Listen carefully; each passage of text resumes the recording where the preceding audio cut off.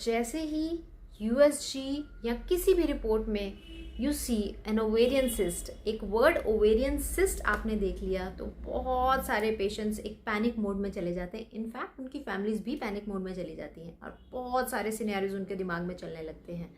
जल्दी से वो फ़ोन कॉल लगाते हैं एंड सबसे पहला क्वेश्चन उनका यही रहता है, मेरे रिपोर्ट्स में सिस्ट आ गया है तो क्या मैं कभी कंसीव नहीं कर पाऊंगी, क्या प्रेगनेंसी पॉसिबल नहीं है।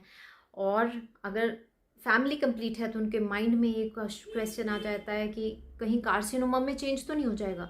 मल्टीपल डॉक्टर्स, मल्टीपल ओपिनियंस, कुछ भी करवाने के लिए तैयार रहते हैं एंड बहुत टाइम इसको सोचने में भी नहीं लगाते हैं।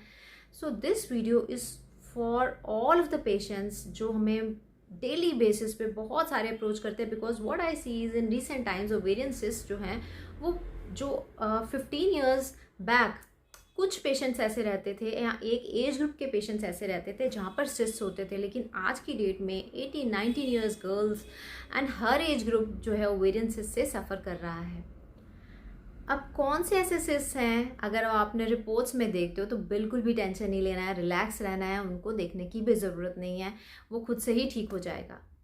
दूसरे टाइप के सिस्ट ऐसे हैं, अगर आप वो अपने यूएसजी में देख लेते हो तो आपको जस्ट उसको ऑब्जर्वेशन में रखना है कि देखना है 2-3 महीने में वो क्या रिस्पॉन्ड करता है। And most of the cases में 2-3 महीने में वो रिग्रेस कर जाता है। मैं इन सब टाइप ऑफ सिस्ट का आपको इसी वीडियो में बताने वाली हूँ और साथ में एक आयुर्वेदिक मेडिकेशन बताऊंगी, 2 आयुर्वेदिक मेडिकेशन बताऊंगी जो आप में से कोई भी ले सकता है ताकि सिस्ट फॉर्मेशन की टेंडेंसी ना रहे और जो सिस्ट हैं वो रिग्रेस करें।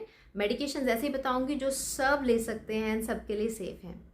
थर्ड टाइप ऑफ सिस्ट ऐसे रहते हैं जहाँ पर आपको एक्सट्रीमली विजिलेंट रहना है, घबराना नहीं है, सोल्यूशन पे वर्क करना है।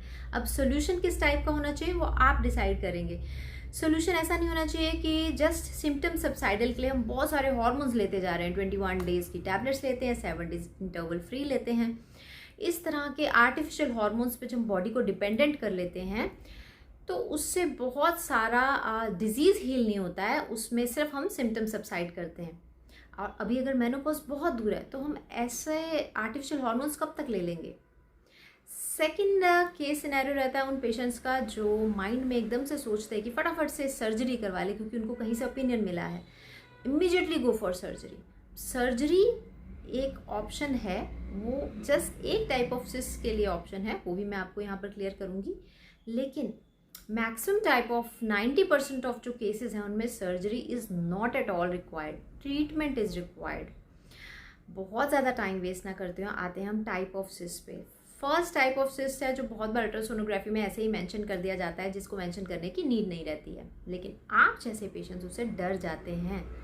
And that are follicular cyst. Follicle नाम ही क्या है, फॉलिकल इज एन एग जो हर मंथ बनेगा, तो समटाइम्स उसमें थोड़ा सा ज़्यादा लिक्विड जो है इकट्ठा रहेगा तो वो फॉलिकुलर सिस्ट में कन्वर्ट हो जाएगा जो खुद से ही फिनिश हो जाएगा। फॉलिकुलर सिस्ट वर्ड देखोगे तो बिल्कुल डरने की ज़रूरत नहीं है। दूसरी टाइप ऑफ सिस्ट जिससे डरने की ज़रूरत नहीं है that are corpus luteal cyst. वो भी एक नेचुरल प्रोसेस है, जैसे फॉलिकल रप्चर करता है then corpus luteum is generated. बहुत ज़्यादा डिटेल्स में हम नहीं जाएंगे, सिर्फ इतना माइंड में रखो कि कॉर्पस ल्यूटियल सिस्ट आ गया आपके यूएसजी में तो भी डरने की ज़रूरत नहीं है। Then comes polycystic ovarian disease, इसके मैंने बहुत सारे वीडियोस बना रखे हैं।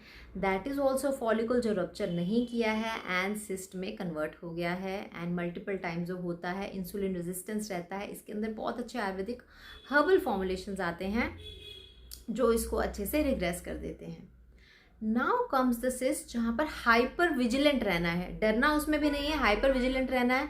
एंड डरना क्यों नहीं, because whenever you are in a shock और अ पैनिक यू टेक ऐसे रिस्पॉन्ड बैक करते हैं पेशेंट। जब हमें अप्रोच करते हैं तो बहुत बार हम देखते हैं कि ट्वाइस हमने सिस्टेक्टमी कराई है, अगेन सिस्ट बन गया है। They are the endometriotic cyst, उसको हम चॉकलेट सिस्ट भी बोल सकते हैं, उसको हम एंडोमेट्रियोमास भी बोल सकते हैं। चॉकलेट सिस्ट क्यों बोलते हैं, जैसे एंडोमेट्रियोसिस में क्या होता है, नॉर्मली ब्लीडिंग एंडोमेट्रियम की हर महीने पीरियड्स का फ्लो जो रहता है वो आउट फ्रॉम द वजाइना जाता है। बट अगर ओवरी में ही वो एंडोमेट्रियल इम्प्लांट रहता है, वहीं पे ग्रो ब्लीड करता है हार्मोन्स के अकॉर्डिंगली, मैंने बहुत सारे वीडियोस पे बनाए हैं, इसमें डिटेल में मैं नहीं जाऊंगी, तो वो वहाँ पर इकट्ठा होता है हर मंथ। वो जो चॉकलेटी लिक्विड होता है, क्योंकि जब भी कोई ब्लड टिश्यू पुराना पड़ा रहेगा तो वो चॉकलेटी टाइप बन जाएगा। अब उसको हम बोल देंगे चॉकलेट सिस्ट। हर मंथ वो ग्रो करेगा।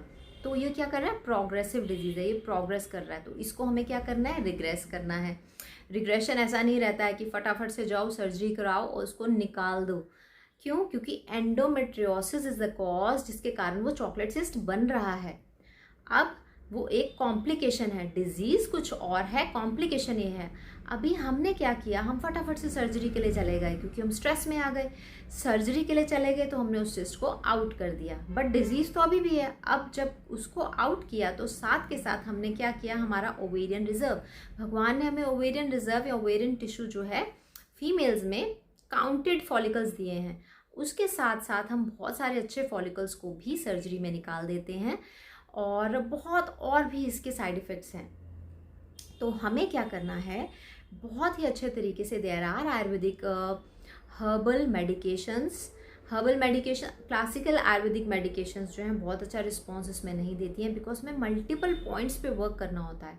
मल्टीपल पॉइंट्स कौन से हैं, because the cause we will have to find कि कॉज क्यों रहा है दिस एंडोमेट्रियोसिस का या ये सिस्ट का। कॉज हमारे 3 ऑर्गन सिस्टम्स में मिलते हैं, या तो हमारे नर्वस सिस्टम में मिलते हैं। जो स्ट्रेस फैक्टर, कभी भी लाइफ में बहुत अगर स्ट्रेस फैक्टर रहता है, कोई भी ऐसा पॉइंट जहाँ पर बहुत स्ट्रेस लिया हो, चाहे वो प्रोफेशनल है चाहे वो पर्सनल स्ट्रेस है, तो उसके बाद पेशेंट कई बार बताते हैं हमें हिस्ट्री में कि सबसे फर्स्ट टाइम हमें हैवी ब्लीडिंग तब हुई थी जब ये स्ट्रेस हमारी लाइफ में आया था, या पेन सबसे फर्स्ट टाइम हमारे उस पॉइंट ऑफ टाइम पे हुआ था लाइफ में जब फर्स्ट टाइम हमें सिम्टम्स आए थे, एंड उसके बाद हमने यूएसजी कराया, एंडोमेट्रियोटिक सिस्ट हमें देखने को मिली। अब the cause is in your nervous system, your stress hormone, your cortisol hormone. Cortisol hormone जो है बहुत अच्छा खाना है इन सिस्ट का। जितना स्ट्रेस लोगे, जितना कॉर्टिसोल बढ़ाओगे, उतना सिस्ट को खाना मिलेगा एंड उतना वो ग्रो करेगा। Second is the cause lies in your digestive system. अगर गट फ्लोरा फौना अच्छा नहीं है, लिवर अच्छे से काम नहीं कर रहा है, एस्ट्रोजन प्रोजेस्टेरोन का बैलेंस नहीं बन रहा है, उन केसेस में भी हमारा रेशियो जो वो डिस्टर्ब हो जाएगा। डिटेल्ड वीडियो ऑलरेडी हैं, इसलिए मैं बहुत एक्सप्लेन नहीं करूँगी। उन केसेस में भी जो है सिस्ट जो है ये ग्रो करते हैं और बहुत अच्छे से ग्रो करते हैं। तो रीज़न अगर गट में है तो उस कॉज को हमें ठीक करना है विद स्पेसिफिक हर्ब्स। बहुत बार ऐसे पेशेंट्स भी हम अप्रोच करते हैं, आयुर्वेदिक ट्रीटमेंट भी हमने 6-7 मंथ्स लिया है लेकिन कोई भी इसका रिजल्ट नहीं मिला है। क्लासिकल आयुर्वेदिक मेडिकेशन इसमें इफेक्टिव नहीं है, एंड बहुत ध्यान से बहुत ऐसे हर्ब्स भी हैं जो कॉन्ट्रा इंडिकेटेड हैं ऐसे केसेस में। और जब हमें पेशेंट्स अप्रोच करते हैं तो हम देखते हैं उनके फाइल्स में ऐसे हर्ब्स लिए होते हैं समटाइम्स जो नहीं चाहिए हमें। एंडोमेट्रियोसिस, एंडोमेट्रियोटिक सिस्ट के लिए cysto shrinker herbs, cysto regressor herbs हमें चाहिए, and that too very specific, जो वेरी करते हैं। अगर सिस्ट का साइज 3 to 5 सेंटीमीटर में है तो अलग हैं, 5 to 7 सेंटीमीटर में है तो अलग हैं, 7 to 10 सेंटीमीटर तक के सिस्ट के साथ भी पेशेंट्स कंसीव करते हैं। एंडोमेट्रियोटिक सिस्ट के साथ पेशेंट्स कंसीव करते हैं, और जैसे ही वो कंसीव करते हैं, जैसे ही प्रेगनेंसी होती है तो क्या होता है, पीरियड स्टॉप हो जाते हैं, दैट इज सीडोमेनोपॉज हो जाता है। सीडोमेनोपॉज जब हो जाता है तो बहुत जल्दी सिस्ट भी रिग्रेस करता है एंड आपका उधर से बेबी भी डेवलप करता है। तो इधर से आप कंसीव करते हैं, बेबी आपके हाथ में आता है और साथ के साथ आपका सिस्ट भी गायब हो जाता है। तो we have to work in a very, there is a specific treatment protocol which we have to follow. Experimental Ayurveda भी नहीं लेनी है, एक्सपेरिमेंटल एलोपैथिक में भी अगर हॉर्मोन्स आप ले रहे हैं दैट टू ऑल्सो नहीं लेना है। Specific treatment of 3 to 5 months is required, जहाँ पर एक प्रॉपर डाइट चार्ट आपको चाहिए जो आपकी यूट्रस की वेस्कुलरिटी को बढ़ाएगा, इंसुलिन रेजिस्टेंस पे वर्क करेगा, आपके नर्वस सिस्टम पे वर्क करेगा, आपका इम्यून सिस्टम को स्ट्रॉन्ग करेगा। इम्यूनोमॉड्यूलेटर हर्ब्स जो आपके इम्यून सिस्टम को स्ट्रॉन्ग करेंगे तो क्या होगा, ऑटोफेगी मैकेनिज्म, सेल्फ ईटिंग, जो भी डेब्रिज है जो हमारी बॉडी के लिए यूजफुल नहीं है, बॉडी इसको झट से खा जाएगी, खुद से खा जाएगी। तो क्या हो जाएगा, वहाँ से सिस्ट गायब हो जाएगा और हमेशा के लिए। क्यों हमेशा के लिए? क्योंकि हमने साथ साथ एंडोमेट्रियोसिस की ट्रीटमेंट भी की है। एंड द सर्जरी किस केस में आपको रिक्वायर्ड है, that is dermoid cyst. Also dermoid cyst में 70% ऑफ केसेस में it is not required. 30% of cases जो आपके रिपोर्ट्स देख के हमें मालूम चलेगा, उन केसेस में कोई मेडिकेशंस नहीं लेनी है, टाइम वेस्ट नहीं करना है, डायरेक्टली आपको बता दिया जाएगा कि सर्जरी के लिए चले जाओ, there is no treatment available for these kind of cyst.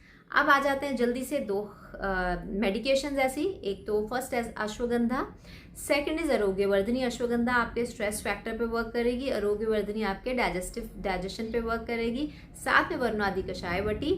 And start कीजिए 1 OD से, यानी कि एक टैबलेट डेली से 1 BD तक जाइए। And 1 BD means morning and evening 2, and for a month लीजिए। And in case you feel कि कुछ फर्क नहीं पड़ रहा है, you need a specific treatment because time is very precious, every second counts when you have an endometriotic cyst. तो you have to have a good treatment rather than going in a panic mode, and treatment is very much possible. Thank you so much for watching, and I, Dr. Isha Arora, with my whole team is really thankful to you all. Just subscribe our channel. कोई doubts, questions, queries हैं, you can always ask us. Thank you.